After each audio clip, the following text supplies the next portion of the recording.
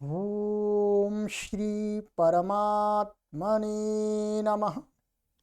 ओम श्री गुरुभ्यो नमः। ओम श्री ऋषिभ्यो नमः।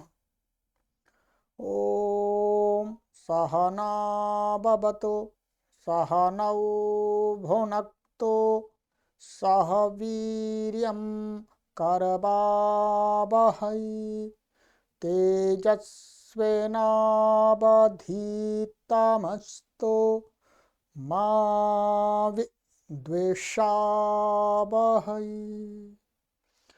ओम शांति शांति शांति। सर्वेभ्यो नमः। देववाणी संस्कृतं यूट्यूब चलदृश्यं प्रति भवतां भवतीनांच हार्दं स्वागतम्।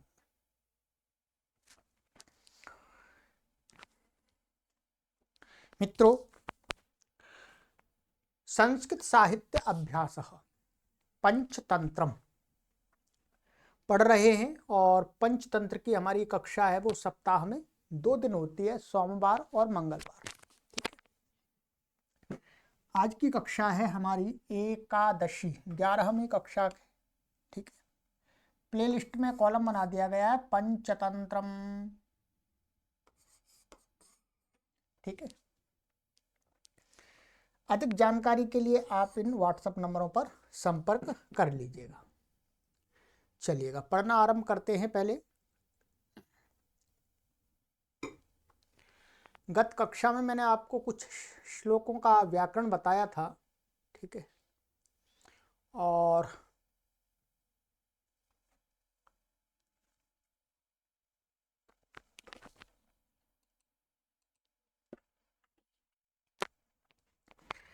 तो यहां तक हमारा हो गया था तच्च वाणिज्यम सप्तविधम अर्थागमाय स्यात्। ठीक है, और जो वो व्यापार के बारे में सोच रहा था, विचार कर रहा था किस किस प्रकार के पैसे कैसे कैसे कमाए जा सकते हैं भिक्षा आदि से, परंतु वाणिज्य सबसे अच्छा है, स्वाभिमान तरीका है, स्वाभिमानी, उसमें कोई अपमान आदि नहीं होता है, उसमें दीनता हीनता नहीं दिखानी होती है। तो और फिर वो वाणिज्य मानी जो व्यापार था वो भी 7 प्रकार का बता रहे हैं। यहां तक हमने करा दिया था आपको। ठीक है, तो कहते हैं तद यथा, और वह जिस प्रकार से 7 प्रकार बता रहे हैं। 7 प्रकार कौन से हैं? प्रथमम, पहला, गांधिक व्यवहार। ठीक है, गांधिक व्यवहार,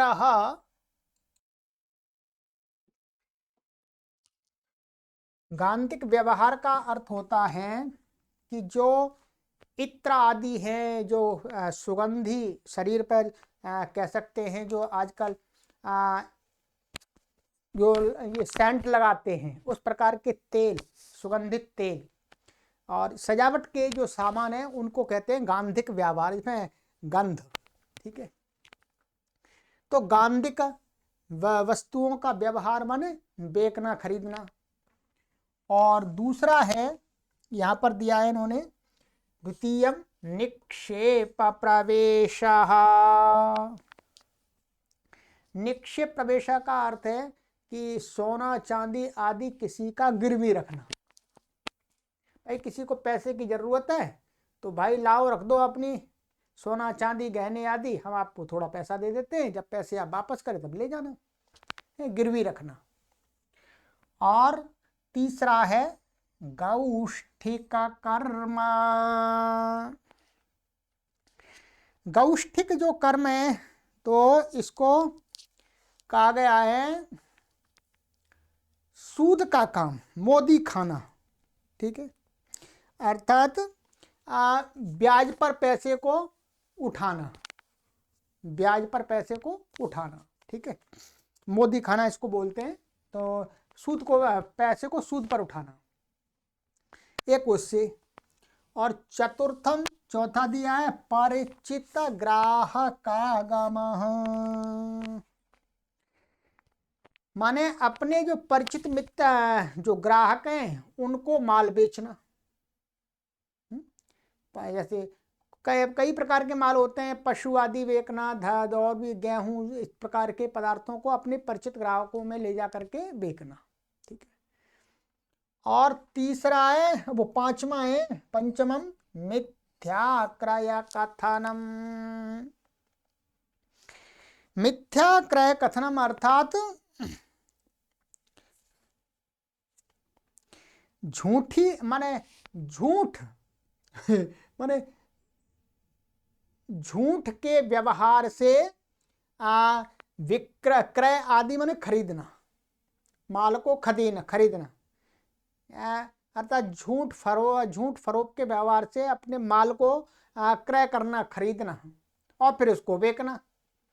ठीक है जी, ऐसी ऐसी स्थिति है, ये तो आपका माल बेकार है जी, अरे ये तो गलत है, ये तो सड़ रहा है, ठीक है, अरे ये तो इसमें मिलावट है, इसको कौन खरीदेगा। ठीक है, इस प्रकार से झूठा व्यवहार करके माल को खरीद लेना और फिर महंगे पैसों में बेचना। तो एक तो इस प्रकार से भी। और षष्ठम छठा है कूट तुलामानम। कूट तुलामानम डंडी मारना। जब लेने की बारी आए तो बट्टा मतलब बट्टे दो प्रकार के रखने, भाई लेने के लिए बड़े बट्टे और देने के लिए छोटे बट्टे। अर्थात 1 किलो के 2 बट्टे, 1 किलो का जब लेना है तो 1 किलो से अधिक बाहर का बट्टा बना लिया है। तो प्राचीन काल में क्या होता था, बट्टा वैसे बना लेते थे पत्थर आदि के, उसके बाद लोहे के आए, फिर इस प्रकार से। अब तो बाट खत्म ही हो गए। तो बट्टा माने बाट बना लेना, मतलब कम ज़्यादा तौल के बाट बना लेना। तो अथवा डंडी मारना, पहले डंडी मार देते थे लोग तराजू में, ऐसे कैसे कुछ करके ना, ऐसे झट से चढ़ाते जाओ चढ़ ही नहीं रहा। और ठीक है, देते समय क्या हो जाते, वो उसको ऐसे कुछ कर देते थे, तो जो बट्टा था उसमें कम जो सामान है वो बट्टे के भार के बराबर हो जाता था। तो डंडी मारना, कूट तुलामानम माने डंडी मारना जिसको बोलते हैं गांव देहात की भाषा में। और सातवां है देशांतरात भांडानयनंच। देशांतर माने किसी स्थान से, भांड माने जो बर्तन आदि हैं उनको खरीदना और दूसरे देश में, दूसरे स्थान पर ले जाकर के बेचना।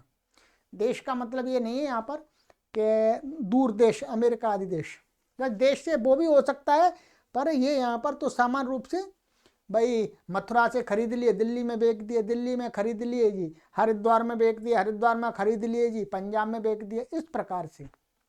तो एक स्थान से बर्तनों को, भांडों को खरीदना और दूसरे स्थान पर बेचना, ऐसा चलता था पहले। गाड़ियों में भर भर के जो ऐसे मिट्टी के बर्तन भाड़े आदि ले जा करके दूर दूर बेचते थे।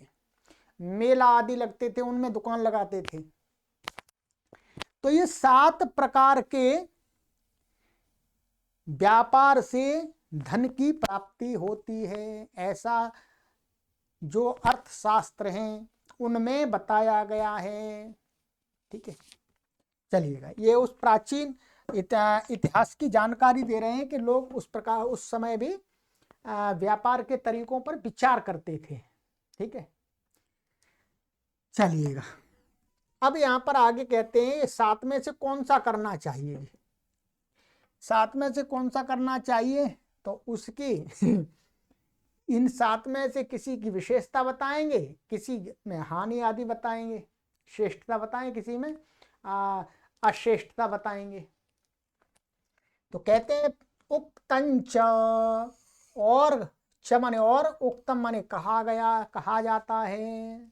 क्या कहा जाता है, पंड्यानाम गांधिकं पंड्यम किमन्यैः कांचनादिभिः यत्रैकेन च यत्कृतं तच्छतेन प्रदीयते। बहुत सुंदर। कहते हैं कि जो पंड्यानाम माने जो बेचने के योग्य जो पदार्थ हैं, मैं दुकानदारी करने के लायक जो पदार्थ हैं, द्रव्य हैं, वस्तुएं हैं, उन वस्तुओं में गांधिकम पंड्यम, जो इत्र आदि हैं, जो श्रृंगार आदि के सामान हैं, इत्र आदि हैं, जो गंध वाले सामान हैं, वो पंड माने वो बेचने वाले क्या है, वो ही वास्तव में पंड हैं, है ना। उनको ही वास्तव में कहना चाहिए कि इनमें इनको ही बेचने से कुछ होता है, लाभ होता है। किम अन्यैहि कांचनाधिभिः, जो सोने चांदी और दूसरे जो चीजें हैं उनके बेचने से क्या फायदा, उनको माने उनसे क्या प्रयोजन, माने उनसे यहाँ पर है किम अन्यैहि कांचनाधिभिः, किम माने किम प्रयोजनम, को लाभ, माने इन द्रव्यों से, इन वस्तुओं से, सोने चांदी हीरे जवाहरात, इनके व्यवहार से, इनके व्यापार से भाई क्या लाभ, अर्थात कोई लाभ नहीं है। वस्तुतः लाभ तो क्या है, पंड्यानाम, जो विक्रय के योग्य वस्तु है उनमें गांधिक जो पदार्थ हैं इत्यादि, वही वास्तव में सर्वश्रेष्ठ है उन्हीं की दुकानदारी।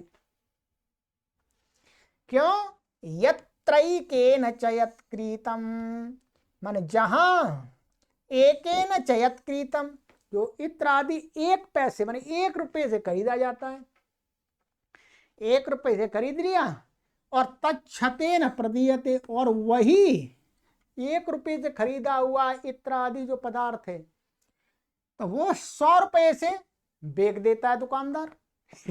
भाई 100 गुना फायदा मिल रहा है, एकदम सूखा सूखा, 100 गुना। भाई सोना चांदी तो नहीं बिक सकता, सोना यदि आप 1 तोले आज की डेट में खरीदेंगे तो लगभग 70 या 75,000 का है, आप उसको बेचेंगे, दुकानदारी बेचेगा तो ज़्यादा 80,000 का बेच देगा। परंतु ऐसा तो नहीं है कि भाई 100 गुना बेच दे, भाई उसको वो 75 करोड़ का बेच दे, ऐसा तो नहीं है। तो कहते हैं कि परंतु ये है इत्रादि, ये थोड़े छोटे छोटे सामान देखो, बिंदी हैं, ठीक है, ये श्रृंगार के जो सामान है वो थोड़े पैसे के आते हैं और दुकानदार उनको खूब महंगे महंगे बेचते हैं। आज के भी समय में ये तो मानना पड़ेगा, ठीक है।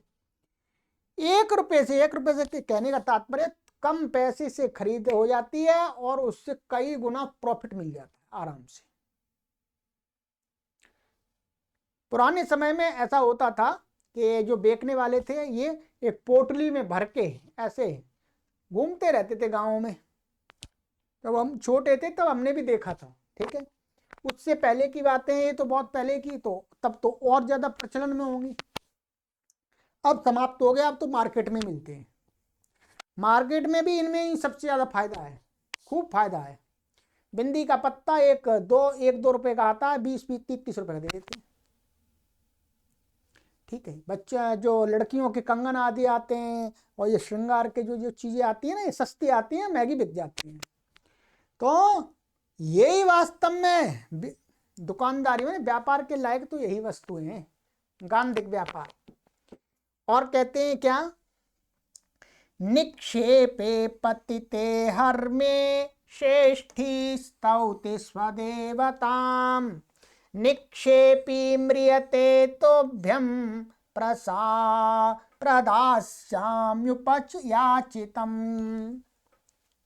अब जो दूसरा बता रहे हैं क्या, गांधिक वाला, अब निक्षेप के बारे में बता रहे हैं कि निक्षेपे पतिते हर्मे श्रेष्ठी स्तौति स्वदेवताम। जब सेठ जी के घर में क्या, हर्म्ये माने अपने घर में, अपने हर्म का अर्थ होता घर, घर में निक्षेपे पतिते, निक्षेपे पतिते माने कोई व्यक्ति सेठ जी के घर में क्या वो रख गया, गहना आदि गिरवी रख गया कि लो जी कुछ पैसे दे दो सेठ जी और ये मेरा हार रख लो या तोड़ियां कनो, ये कुछ कुछ गहने आदि रख लो। तो कहते हैं निक्षेपे पतिते हर्म्ये, घर में कोई रख के चला गया, उसके बाद क्या होता है, श्रेष्ठी स्तौति स्वदेवताम, जो सेठ जी हैं वो अपने देवता से प्रार्थना करते हैं।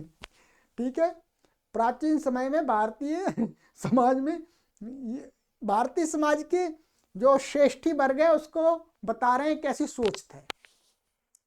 पर सभी लोग तो नहीं ऐसा सोचते, अभी के बात नहीं कर रहे, प्राचीन काल में तो इस प्रकार से सोच थी। क्या सोच थी कि जो सेठ जी फिर प्रार्थना करते हैं, हे परमात्मा, हे मेरे देवता, स्वदेवता माने जिस देवता को वो मानते हैं, शिव को मानते हैं, विष्णु को मानते हैं, किसी को मानते हैं, उससे प्रार्थना करते हैं क्या, निक्षेपी म्रियते, जो धन को गिरवी आदि रखने वाला व्यक्ति यदि मर जाता है यदि मर जाए तो तुभ्यम प्रदास्यामि उपयाचितम, मैं तुम्हें जो तुम चाहोगे वही तुमको दक्षिणा दे दूंगा, तुम्हारे कोई प्रसाद चढ़ा दूंगा जो भी पर्व गिरवी रखने वाला मर जाए तो मैं आपको जो भी उचित होगा वो सारा प्रसाद ही आपको चढ़ा दूंगा जी तो ये तो अच्छा नहीं है भाई धंधा, इसमें तो पाप की बात लग रही है कि भाई लोभ आ गया और वो फिर हम अपने देवता को प्रार्थना करते हैं भाई वो मर जाए, धन हमें मिल जाए। तो अच्छा ये तो उत्तम नहीं है भाई, ये तो गलत प्रार्थना है और ये स्वाभाविक ऐसा करना पड़ता है। और कहते हैं देखिएगा यहाँ पर ये सरल है, इसमें कोई परेशानी नहीं है। क्या है, निक्षेपे पतिते हर्मे, या निक्षेपे पतिते हर्मे माने घर में, निक्षेपे पतिते माने जो गहने आदि के रख जाने पर, रखने पर सप्तमी है, पर सप्तमी सती सप्तमी होने पर, श्रेष्ठी जो सेठ जी हैं स्वदेवताम स्तौति, अपने देवता से प्रार्थना करते हैं, स्तुति करते हैं। क्या करते हैं, निक्षेपी म्रियते, यदि वो धन को रखने वाला गिरवी रखने वाला म्रियते मर जाता है या मर जाए, तुभ्यम प्रदास उपयाचितम प्रदास्यामि, आपको जो भी उचित होगा वो प्रसाद में चढ़ा दूंगा। प्रदास्यामि माने आपके लिए चढ़ा दूंगा, तुम्हारे लिए है, देवता के लिए, सीधा सा अर्थ बन गया। ठीक है, और कहते हैं आगे,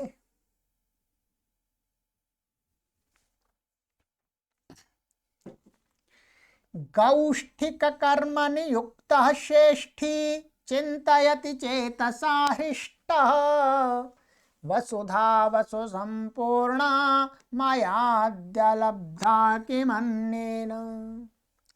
और कहते हैं गौष्ठिक कर्म नियुक्ता श्रेष्ठी।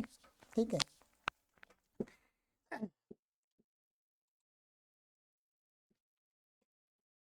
हाँ, तो यहाँ पर वास्तव में गौष्ठिक जो कर्म है वो ऊपर आया था, तो उसका अर्थ वास्तव में ये ठेकेदारी, ठेकेदारी। तो इसको कोठारीपन भी लिखा हुआ है, कोठारीपन। तो कहते हैं गौष्ठिक कर्म में नियुक्त हुआ जो सेठ है वो क्या है, हृष्टः प्रसन्न हुआ, चेतसा मन हृदय से, चिंतयति सोचता है कि वसुधा वसु संपूर्णा मया अद्य लब्धा, कि वसुओं से संपूर्ण माने धनों से संपूर्ण सारी पृथ्वी अद्य आज मया लब्धा मेरे द्वारा प्राप्त कर ली गई, अब तो मैं इसका मालिक बन गया। ठीक है, इसका यही है, यहाँ पर ये ऐसा अर्थ ले रहे हैं कि जैसे कोई राजा आदि है तो वो अपनी तिजोरी में किसी सेठ की नियुक्ति कर दे, भाई तुमको इसकी देखभाल करनी है, या ठेका दे देना आदि आजकल कई प्रकार के होते हैं। ठीक है, तो वो ऐसा सोचता है कि श्रेष्ठी का भाई अब तो मैं इसका मालिक बन गया तिजोरी का, आप तो सारी पृथ्वी सारा राज्य मेरा ही हो गया, किम अन्येन, और दूसरी चीजों से मुझे क्या लेना देना। जबकि उसको तो झट से राजा हटा भी सकता है, क्या मिलेगा, कुछ भी नहीं मिलेगा बाद में। और कहते हैं पारिचितमागच्छन्तम ग्राहकम उत्कंठया विलोक्यासौ हृष्यति तद्धनलोब्धो यद्वत् पुत्रेण जातेन। और कहते हैं जो दूसरा था परिचित ग्राहकागमः, ये हमारा चौथे नंबर का था। तो कहते हैं जो दुकानदार होता है वो क्या है, परिचित ग्राहक को आगच्छन्तम माने परिचितम ग्राहकम आगच्छन्तम, आते हुए को दूर से दुकान पे खड़े खड़े देख लिया दुकानदार ने, भाई ये तो अपना ही ग्राहक तो है, ये अपने ही तो है। देखता आते हुए को उत्कंठया विलोक्य असौ, असौ माने वह जो सेठ है वह विलोक में उत्कंठया माने एकदम प्रसन्नता से देख करके हृष्यति प्रसन्न हो जाता है। हाँ आप तो अच्छी तरह काटेंगे इसको ठीक है। तद धन लुब्धा, वो धन का लोभी दुकानदार अपने ग्राहक को देख करके वही तो प्रसन्न होगा जो लोभी होगा कि ठीक है ये आप तो अच्छी काट करेंगे, खूब उल्टे सीधे दाम बता लेंगे इससे, क्योंकि और कहीं तो जाता ही नहीं, मेरे पास में ही आता है। तो तद धन लुब्धा हृष्यति, तो क्या हो जाएगा इसका पूरा, अब देखिए तद मने धन लुब्धा, वह धन लोभी, तद धन लुब्धा ये समास होगा पूरा, वह धन का लोभी परिचितम ग्राहकम आगच्छन्तम उत्कंठया विलोक्य हृष्यति असौ, असौ ने वह धन का लोभी परिचित ग्राहक को देख करके प्रसन्न होता है। कैसे, यद जैसे यदवत पुत्रेण जातेन, जिस प्रकार से किसी के घर में पुत्र उत्पन्न हो जाए तो उससे प्रसन्न होते हैं उसके परिवार वाले, वैसे ही वो जो धन का लोभी व्यक्ति है वो भी अपने परिचित ग्राहक को देख करके प्रसन्न हो जाता है। और कहते हैं अन्यच्च, अन्यच्च और अन्यत मन और भी इस बारे में है बात कही गई है। पूर्णा पूर्णैरमानैः परिचित जनवञ्चनं तथा नित्यं मिथ्याक्रयस्य कथनं प्रकृतिरियं स्यात् किराटानाम्। कहते हैं पूर्णा पूर्णैः मानैः माने कम ज्यादा तौलने वाले जो बट्टे बाट उनके द्वारा परिचित जन वंचनम तथा नित्यम, माने नित्य ही क्या है अपने परिचित जनों को ठगते हैं कम सामान दे करके। माने क्या है, पूर्णा पूर्ण ही, लेते समय तो पूरा वाला बाट रख लेते हैं और देते समय वाला कम वाला बाट रख लेते हैं, तो अपने परिचित जनों को ठगते हैं नित्य। प्राचीन काल में ऐसा वास्तव में होता था, जो बट्टे इस प्रकार के थे।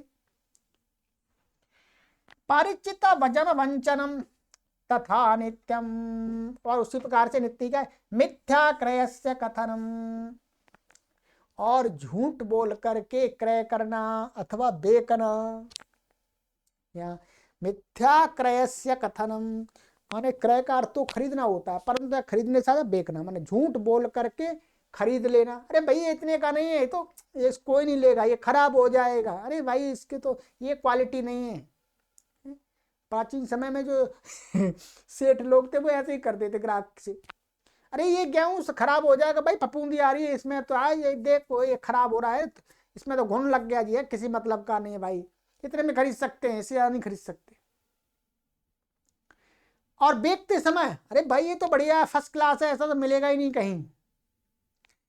कथनम कथन करना, व्यवहार करना, प्रकृतिरियं स्यात् किराटानाम, किराटानाम माने जो इस प्रकार की बनियागिरी करने वाले जो लोग हैं उनकी तो ये प्रकृति ही है, स्यात् माने है, उनका तो स्वभाव है, वो तो ये करते ही है जी, उनको कोई सिखाता नहीं है, वो तो अपने आप ही आ जाता है ऐसे ये कह रहे हैं जी, ठीक है। मैं नहीं कह रहा, आप मेरे मेरे ऊपर मत लाना, ठीक। अब समय परिवर्तित हो गया है, ठीक है। अब इस प्रकार के सेठ जी नहीं है, अब तो एक ईमानदारी पर व्यापार चलता है, ठीक है। ये पुराने समय में था, उस प्रकार के ग्राहक भी उसी प्रकार के थे, उनको जब तक ऐसे मत बोलो तब तक वो भी नहीं तैयार होते थे, ठीक है। चलिएगा, ये हो गया।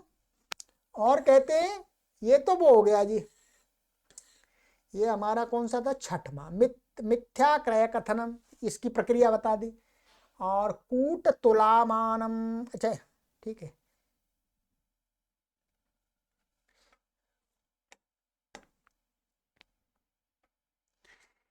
अन्य और भी, द्विगुणम त्रिगुणम वित्तम भाण्ड क्रय विचक्षणा प्राप्नुवन्त्यद्योमाल्लोका दूरदेशान्तरं गताः, ठीक है।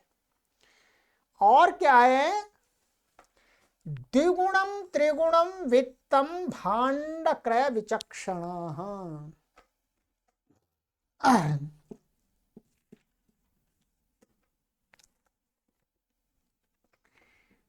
और क्या, भाण्ड क्रय विचक्षणा का अर्थ है, जो बर्तन भांड में, भांड भांड का अर्थ है जो बेचने योग्य जो वस्तुएं हैं उनका क्रय माने खरीदने में होशियार लोग, बुद्धिमान लोग, अर्थात परख करके खरीदने वाले लोग क्या है, द्विगुणम त्रिगुणम वित्तम प्राप्नुवन्ति उद्यमात लोकाः दूरदेशांतरम गताः।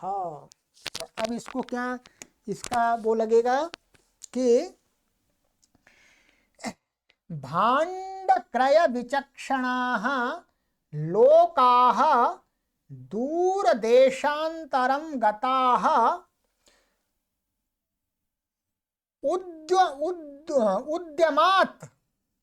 उद्यमात द्विगुणम त्रिगुणम वित्तम प्राप्नुवन्ति। इस प्रकार से इसका क्रम से पदों को रखना होगा, ठीक है, अन्वय करना होगा। क्या, भांड माने जो बेचने के, जो बर्तन भांडे आदि इस प्रकार की जो बेचने की चीजें हैं उनका क्रय करने में बुद्धिमान लोग क्या, दूर देशांतर माने इस स्थान पर लेकर के दूसरे स्थान पर ले जाकर प्राप्त करके, देशांतर दूर देश, दूसरे किसी स्थान को ले जाकर के प्राप्त हुए, क्या है, उद्यमात अपने परिश्रम से, द्विगुणम त्रिगुणम वित्तम प्राप्नुवन्ति माने जितने धन में खरीदते हैं उससे दूने या तिगुने धन में बेच देते हैं,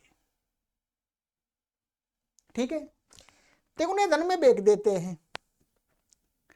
तो ये उसने विचार कर लिया जी इतना सारा कि ठीक है, ये देशांतर, ये इसमें मिथ्या क्रय कथनम कूट तुलामानम, ये तो दो इसमें आ गए थे, ठीक है। पूर्णा पूर्ण मानई परिचिता जन वंचनम तथा नित्यम, और मिथ्या क्रय वाला पांचवा भी इसी में आ गया था, ये आ गया था, ठीक है, पांचवा। और कूट तुलामानम छठवा आ गया था, मिथ्या, हाँ, कूट तुलामान भी इसी में ही आ गया था। ये आपका आ गया था परिचित ग्राहक और मिथ्या क्रय और कूट तुला, ठीक है। ये क्या है, परिचित ग्राहजन और पूर्णापूर्ण और मिथ्या क्रय, तीन इसमें आ गए थे, ठीक है, तीन इसमें आ गए थे।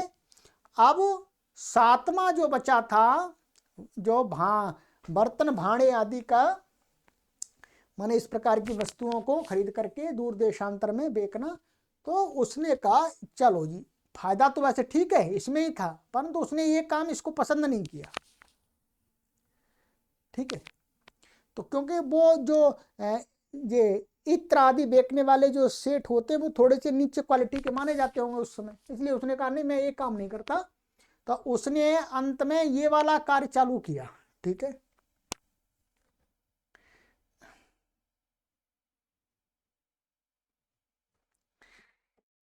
इत्येवं संप्रधार्य मथुरागामिनी भाण्डादीन्यादाय शुभायां तिथौ गुरुजनानुज्ञातः सुरथाधिरूढ़ प्रस्थितः। कहते हैं इति एवं, इस प्रकार से उसने संप्रधार्य में निश्चय करके वही कि कैसे कैसे धन की प्राप्ति हो सकती है और क्या क्या तरीके हैं, कहाँ कहाँ हानि हो सकती है, कहाँ कहाँ पाप ज्यादा होता है, ठीक है, सब कुछ विचार करके निश्चय करके क्या मथुरा गामिनी भांडानी आदाय कि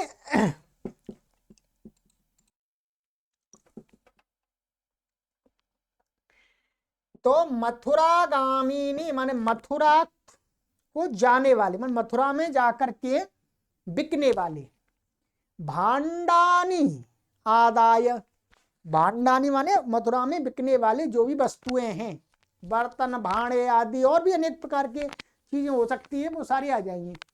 तो उनको आदाय लेकर के शुभायाम तिथौ माने शुभ तिथि में, माने अच्छे दिन अच्छे दिवस में, गुरु जनानुज्ञाता गुरुओं की अनुमति, गुरु जी माने अपने जो उनको जिनको गुरु मानता है उनसे अनुमति लिया हुआ, गुरु जी ने आज्ञा दे दी, ठीक है बेटा जाओ सेठ जी धन्य हो जाओ करो।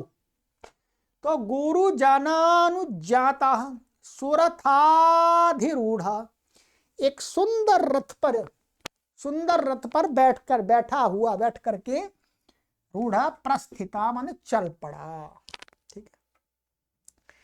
तस्य च मंगल वृषभौ संजीवक नंदक नामानौ गृहोत्पन्नौ धूर्वोढ़ारौ स्थितौ, और उसके उस सेठ के क्या है मंगल वृषभ, मंगल वृषभ का अर्थ अच्छे बैल, माने मंगल माने अच्छे बैल जो हमेशा अच्छा कार्य करते थे, ऐसे अच्छे बैल, क्या नाम था, एक का नाम था संजीवक, दूसरे का था नंदक, संजीवक और नंदक नाम वाले गृहोत्पन्न, वो उसके घर में ही उत्पन्न हुए थे, अर्थात गाय जो गाय आदि होगी तो उसी गाय से उसी के घर में ही वो उत्पन्न हुए थे। धूर्वोढ़ारौ स्थितौ, धूर्वोढ़ारौ का अर्थ है गाड़ी में चलने वाले, स्थितौ माने थे, माने गाड़ी को खींचने वाले उसके घर में दो अच्छे बैल थे जो उसके घर में ही उत्पन्न हुए थे, अर्थात उन्होंने कभी उसको धोखा नहीं दिया था, अच्छा काम करते थे वो, ठीक है। चलिएगा, तो इतना आज हमने कर लिया, ठीक है। तो अब उसने ये अपने सामान मथुरा को जाकर के बेचने वाले जो सामान थे उनको उसने ले लिया, माने क्रय कर लिया जी। अब वो चलेगा आगे, अब अगली कक्षा में इसका व्याकरण देख लेंगे, फिर आगे पढ़ेंगे, ठीक है। चलिएगा, सर्वेभ्यो नमः।